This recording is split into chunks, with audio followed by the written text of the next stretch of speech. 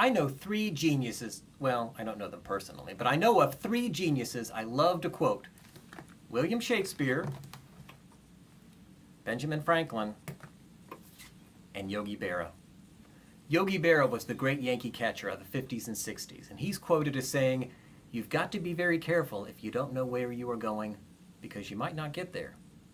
I'll leave it to you to ponder the wisdom of that quotation. But I use it here because it helps us to think about detecting truth. After all, we have to know what truth is before we can try to get there. So what is truth? Well, before I take on that big question, let me warn you amateur philosophers out there that I'm not going to take it on in a really big, profound way. Not yet, anyway.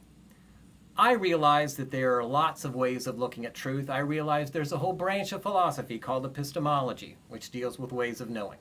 I realize that we are limited by our perceptions. And I realize that Shakespeare had Hamlet say, "There are more things in heaven and earth, Horatio, than are dreamt of in your philosophy." I get all of that. But today we're just going to focus on truth in practical ways. The practical sides of truth. What exactly is truth in practical terms? We can boil it down to two things: facts and interpretation. Interpretation we'll take on in a future podcast. Today we'll focus on facts. What is a fact, and how do we know it when we see it?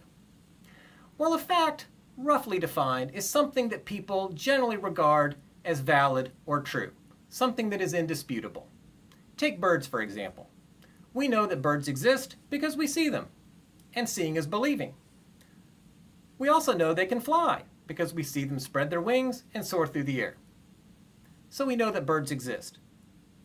Some things are a little less tangible. Some facts are a little less tangible. The United States is a country. We don't see countries, but we know that they exist. It has three branches of government: the judicial, the executive, and the legislative. We know that's true because we learned it in school, and we haven't had anybody we trust tell us that that's not true.